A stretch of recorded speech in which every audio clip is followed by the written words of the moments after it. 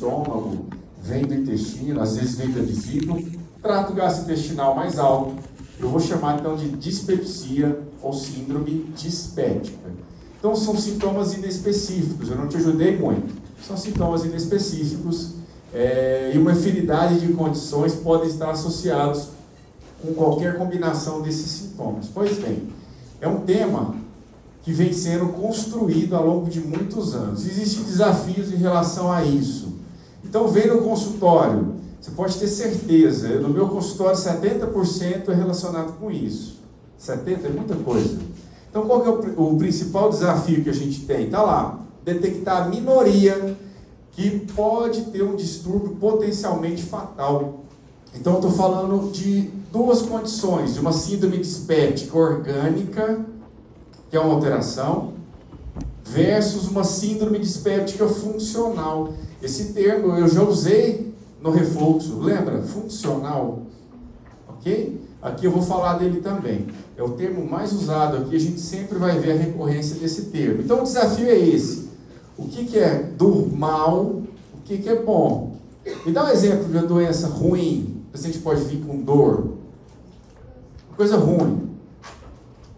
Um câncer de estômago, por exemplo. Então o paciente pode ter um câncer de estômago e ele pode vir na minha frente com uma dor epigástrica. Então o desafio realmente é esse, saber distinguir o que é funcional do que é uma alteração orgânica.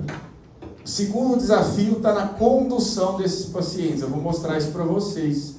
Então, a maioria, ainda bem, é funcional. Ou seja, não tem uma alteração orgânica, um substrato orgânico que eu vou lá e tiro. É uma alteração funcional. É uma alteração do cérebro, do eixo cérebro-trato gastrointestinal. Eu já usei esse termo já na doença do refluxo. Alteração do eixo cérebro-trato gastrointestinal. Então, a maioria tem uma alteração nesse eixo. Então, o segundo desafio é conduzir essa galera. Ok? Às vezes ele foi lá, teve um fim de semana ruim, um fim de semana estressante, não dormiu bem, enfim, vai doer o intestino. Então, como que eu conduzo essa pessoa? Isso é o dia a dia. Quem pensa, quem gosta de gastroenterologia, isso é o dia a dia. Ok? E a tendência é a manutenção desses desafios até que possamos entender melhor os vários fenótipos contidos nessa síndrome. Eu já falei de fenótipo no refluxo e volto a falar aqui. Eu vou mostrar para você. A gente não pode pegar todo mundo que é funcional, botar no mesmo bolo e falar, você tem uma doença funcional, vai tratar a cabeça. Não é dessa forma. Então a gente tem que entender cada subtipo de doença. Vamos lá então, vamos entender esses desafios. Fatores linguísticos e culturais podem inibir uma compreensão real da natureza. Às vezes o paciente não consegue te contar de fato o que está acontecendo. Não sei se alguém aqui já foi médico. É difícil você falar às vezes o que você sente, o que você tem, o momento, enfim. Então existe essa barreira linguística cultural. Isso pode ser um desafio também, principalmente no nosso público aqui do SUS. Você está lidando com uma galera mais humilde, às vezes falta a melhor palavra, a melhor forma de se expressar. Então às vezes o paciente mesmo não sabe colocar isso em palavras. E existe também uma tendência inconsciente do médico, involuntariamente, a orientar o diagnóstico em outra direção. O ser humano é assim, pessoal. Quando a gente não sabe o que a gente está vendo, a gente inventa alguma coisa. A gente não quer falar que não sabe. O médico é dessa forma. O médico é raça ruim. Então, presta atenção.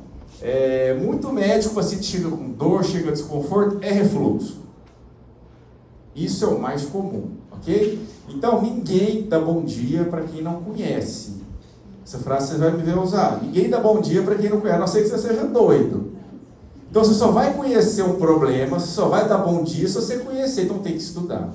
Ok? Então, à medida que a gente estuda, a gente aumenta o repertório e passa a entender a doença do nosso paciente. Então, vamos estudar, vamos entender esses fenótipos. Dispepsia funcional é um rótulo pouco usado nos Estados Unidos. Isso aqui é um trabalho que mostrou isso.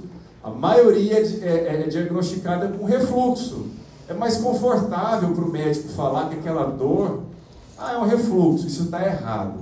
Eu vou mostrar para vocês por quê. ok? Então, tendência nossa inconsciente a desvalorizar a dor do doente e falar que é uma coisa que a gente conhece, ok? Então, esses são os desafios de uma maneira geral. Então, vamos para a dispepsia, então. Começou essa definição há muito antes disso, mas aqui veio uma definição mais concreta. Então, olha só. Em Glasgow, na Escócia, na década de 90, definiram dispepsia: episódios recorrentes e persistentes de dor abdominal ou desconforto.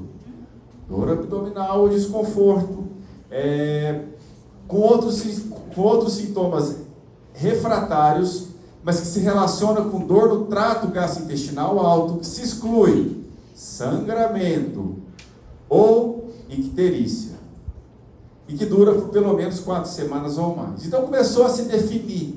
A gente, como médico, na verdade cientistas, grandes nomes, eles tentam definir as doenças, para ficar mais fácil a gente estudar. Então olha só, isso é isso, vamos tentar delinear, vamos tentar entender o que está acontecendo. Então, dor, trato gastrointestinal alto, foi aqui que tudo começou. Mesmo assim, caixa de Pandora, múltiplos sintomas, não me ajudou muita coisa, mas começamos a ter um norte. E sempre, pessoal, esses grandes estudiosos se reúnem, sempre se reúnem para poder melhorar essas definições. Ainda bem, a ciência não é uma coisa fechada, sempre tem coisas a se melhorar. Mas olha só, quais sintomas devemos incluir? Ficou ainda uma coisa muito grande, muito sem direcionamento. Permite sobreposição de doenças, como doença do refluxo ou síndrome do intestino irritável? Foram algumas perguntas que foram feitas, mas com as definições de Roma, quem estudar isso aqui mais a fundo vai ver que Roma, foram vários encontros. Roma 1, Roma 2, Roma 3, Roma 4. Em 2025 vai ter o Roma 5. Roma 5, olha só, eu pretendo ir, Roma 5, 2025. Então, o último consenso, Roma 4, começou a delinear isso para a gente. Como que isso evoluiu ao longo do tempo, pessoal? Então, a definição de dispepsia funcional evoluiu para qualquer sintoma referente ao trato gastrointestinal superior para um conjunto de sintomas mais específicos. Então, vamos lá. Por exemplo, quando a gente fala de intestino irritável, que é no intestino, é uma dor funcional do intestino irritável, isso aqui ficou uma coisa mais ou menos fixa. Não se mudou tanto. O que eu estou querendo te mostrar? A parte alta é uma caixa de Pandora, tem muita coisa. Quando a gente fala de intestino, ficou mais ou menos uma coisa fixa. Então, existe esse desafio em relação a essa definição, ok? Então, as mudanças foram ocorrendo, mas enfim, chegamos aqui nessa grande definição. O paciente tem dor epigástrica, você acha que é do trato gastrointestinal alto? A primeira pergunta que tem que ser feita, olha só, qual o tipo de dor? Parece uma síndrome de dificuldade pós-prandial. O que é isso? Síndrome pós-alimentar. O que é isso? Alguém sente síndrome de dificuldade pós-prandial? Come, fica como? Empachado, fica cheio, mal-estar, desconforto. Então, Roma 3 começou a definir isso melhor para a gente. Síndrome pós-prandial ou o outro subtipo, síndrome da dor epigástrica. Paciente que tem dor, desconforto, dor epigástrica, sem relação com a alimentação. Então, começamos a ter um norte, começamos a nos orientar, ok? Então, de síndrome dispéptica, temos essas duas possibilidades. E aqui, já em Roma 3, conseguimos excluir doença do refluxo. Isso pode estar na sua prova, pessoal. Doença do refluxo gastroesofágico não faz parte mais do espectro de síndrome dispéptica, ok? O que a gente estudou semana passada é doença do refluxo, tem nome e sobrenome. A gente viu o processo fisiopatológico. Aqui não, aqui é outra coisa. E no ambulatório vocês confundem muito isso, colocam tudo como se fosse a mesma coisa. O paciente tem pirose, tem regurgitação, tem dor epigástrica. Não é a mesma coisa. A gente tem que entender como coisas separadas, e Roma 3 mostrou isso pra gente. Ok? Tudo bem? E a evolução continuou, pessoal, até que a gente chegou aqui. Então esse é o último consenso, Roma 4, em relação a esse tema, em relação a temas de gastroenterologia, em relação a esses tipos de doenças. Então, Roma 4, o que ele propôs? Roma 5 eu quero ir, 2025. Vocês vão ver uma foto minha lá. Não por Roma, mas pela cidade. Roma 4, qual que é a proposta, pessoal? Uma abordagem muito mais ampla para definição e fisiopatologia potencial de transtornos gastrointestinais funcionais. Aqui começou a se entender melhor sobre esse tema, ok? Muita coisa aconteceu do Roma 3 para o Roma 4, principalmente quando a gente fala de doença funcional. Começou a se entender melhor isso. Inclui fenômenos como inflamação de baixo grau, alteração de microbiota intestinal, processamento cerebral alterado. Isso aqui é o mais importante, ok? Então começou a esmiuçar um pouco mais sobre os subtipos desses pacientes. Não vou colocar todo mundo no mesmo bolo mais e falar que é tudo a mesma coisa. Não, eu vou começar a esmiuçar melhor, a gente vai ver isso. Não deve mais ser considerado como uma única entidade de doença, mas como um espectro onde pode também existir sobreposição. Então eu posso ter um paciente que tem tanto refluxo funcional, como síndrome dispéptica funcional, como intestino irritável. Então eu consigo sobrepor esses 3 pacientes, ok? Pode-se ter uma sobreposição, e é isso que a gente vê no dia a dia. Então vamos entender melhor essa frase aqui que eu coloquei. Vamos entender melhor como isso vem. Vamos lá, pessoal, vamos entrar no tema então. Eu vou falar aqui exclusivamente de doenças funcionais, ok? Então, a síndrome dispéptica é um termo amplo, pode ser orgânico ou pode ser funcional. A maioria é funcional. Vamos entrar então nessa discussão de síndrome funcional. Orgânico a gente vai ver no 7º período. Vocês vão ter aula sobre câncer de estômago, sobre cálculo na vesícula, sobre úlcera. São as doenças orgânicas, ok? Aqui, doença funcional. Agora, então vamos lá. A prevalência gira em torno de 20%. É muito elevado. Com certeza, você vai atender alguém várias vezes que tem essa sintomatologia. Uma dor, a gente viu que são 2 modalidades de dor. Então, 20% aí vai ser funcional, ok? Então, vamos tentar esmiuçar isso melhor. Prevalência é maior em mulheres, fumantes, usuários de anti-inflamatórios, indivíduos positivos para H. pylori. Então, esse grupo aqui foi avaliado que tem uma prevalência maior. A dispepsia funcional não reduz a expectativa de vida. Isso é a primeira coisa que a gente tem que entender. Excluímos causa orgânica. O que eu tenho que falar para o meu paciente e tentar acalmá-lo? Você não vai morrer por isso. Ok? Aparentemente é uma doença funcional. Você não vai morrer por isso. A expectativa de vida não vai ser alterada. É uma doença benigna. Então isso é importante fazer esse esclarecimento. Mas afeta a qualidade de vida, sem dúvida nenhuma. Compreender a fisiopatologia ajuda na condução, é isso que eu vou mostrar para você. E durante décadas o foco estava no estômago. Isso aqui eu coloco em prova também. Sempre se olhou para o estômago.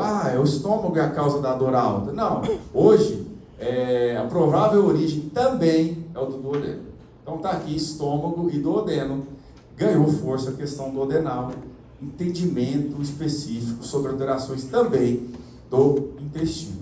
Vou esmiuçar sobre isso, pessoal. Aqui estão as várias fisiopatologias. Vamos lá, vamos entender como isso vem. Então, esvaziamento gástrico. Vamos lá, vamos ver como isso vem.